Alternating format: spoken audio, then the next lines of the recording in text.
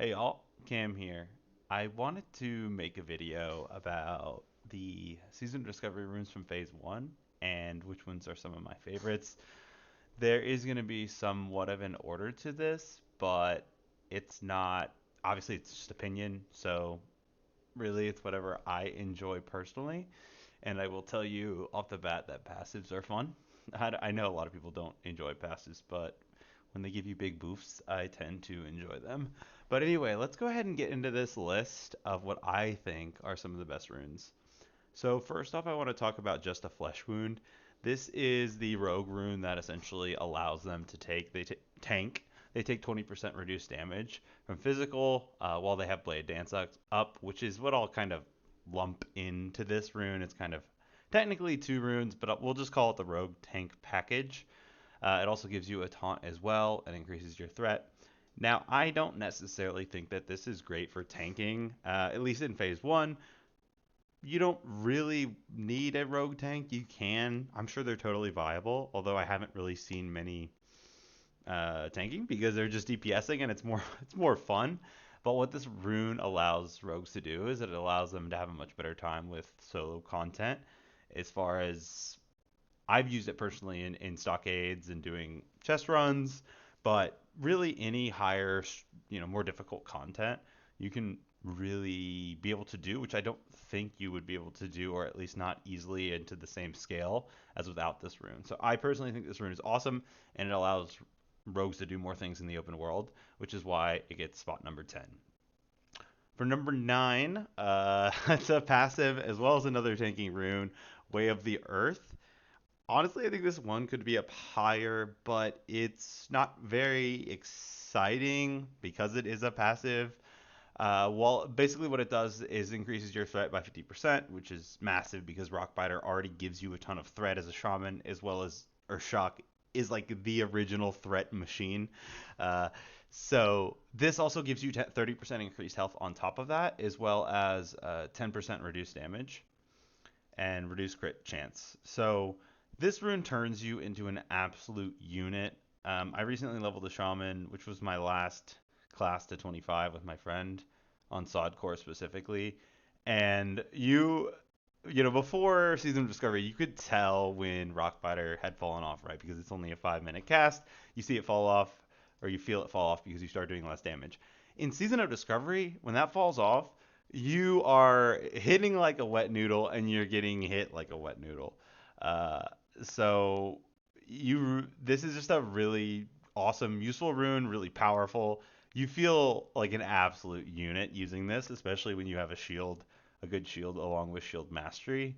It's just crazy how bulky shamans are, and I'm a big tank enjoyer, so I love this rune.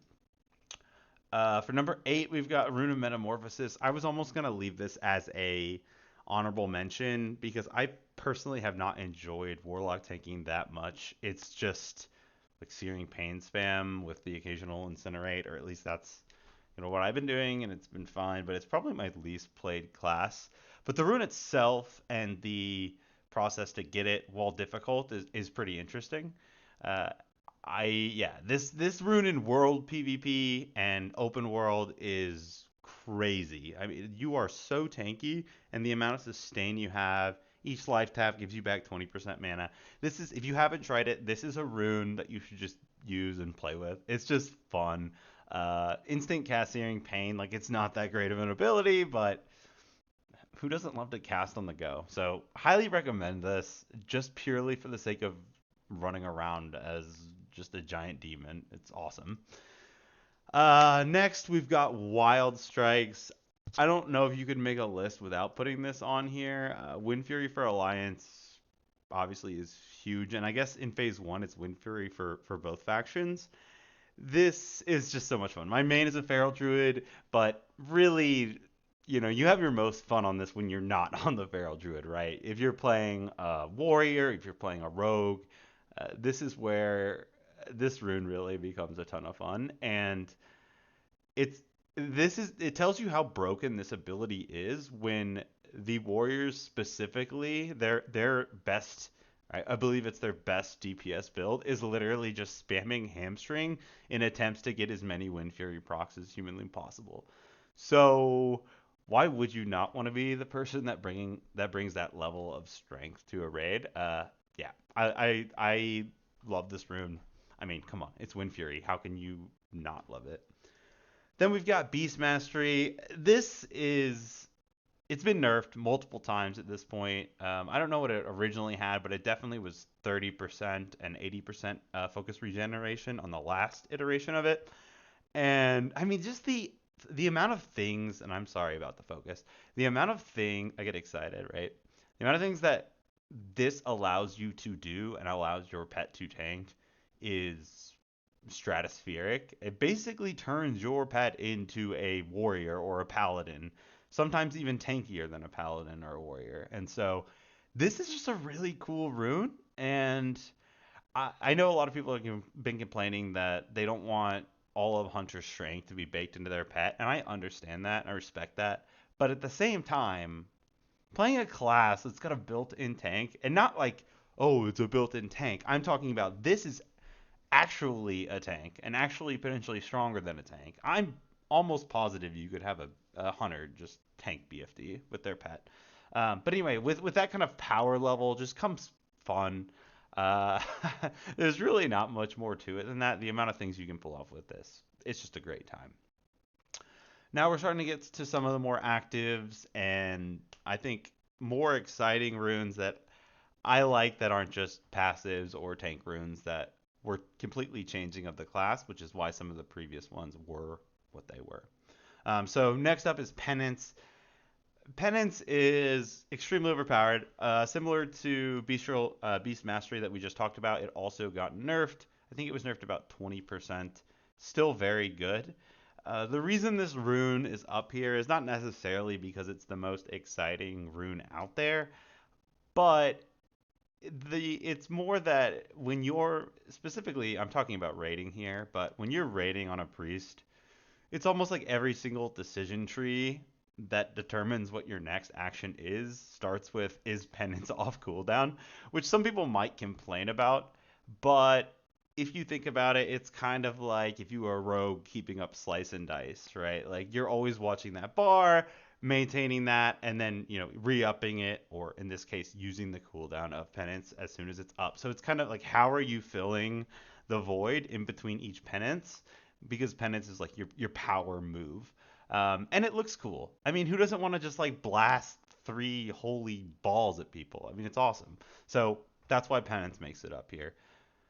Next, we've got Wild Growth, which I think is I've actually so I main a Feral Druid, right? I just got this rune last week, and I've not used it in an actual setting where I need to use it. I just put it on and used it in Darnassus while I was chilling.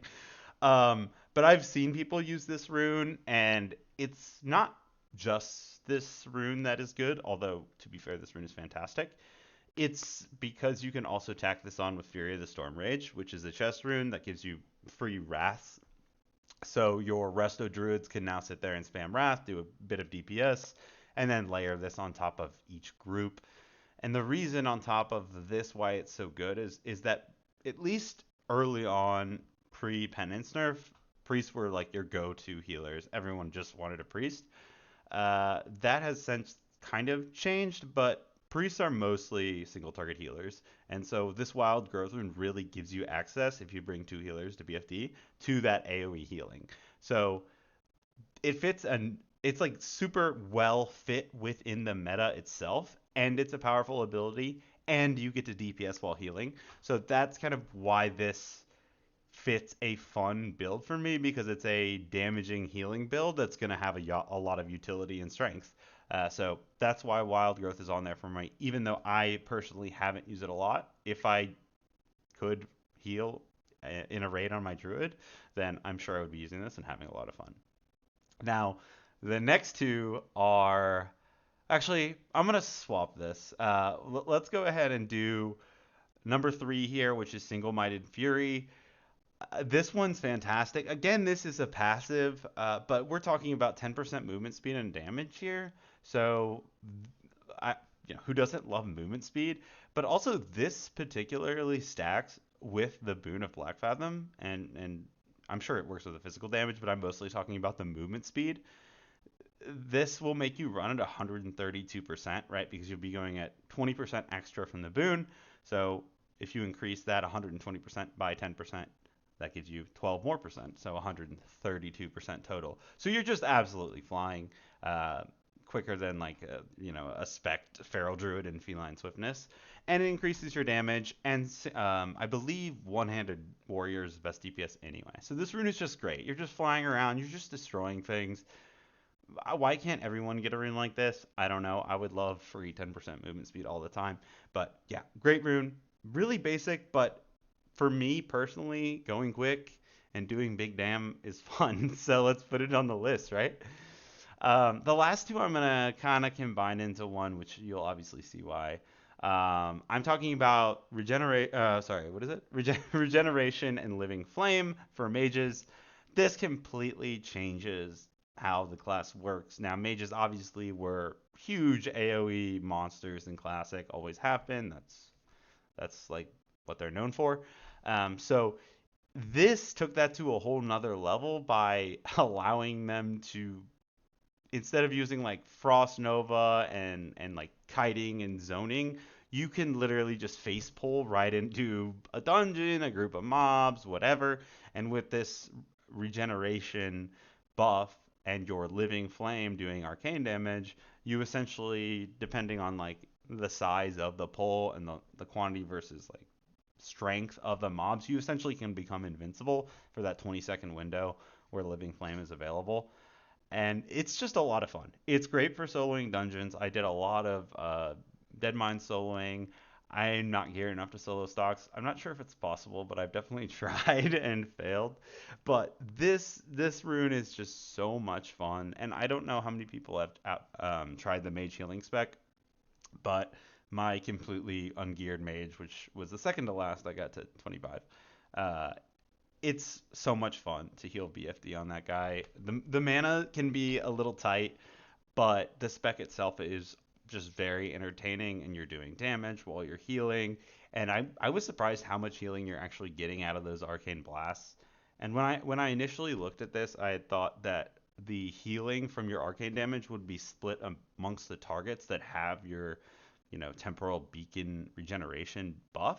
But that isn't the case apparently. So you really just get to stack it on as many people as you want. So geared mages just are absolutely blasting on both damage and healing. So that is my favorite rune combination specifically, and I've had a lot of fun with it. I'd love to hear what you guys have enjoyed in Phase 1 as far as the runes are concerned, as well as what runes you're looking forward to in Phase 2. Anyway, nice chat. Have a good one. Cam out.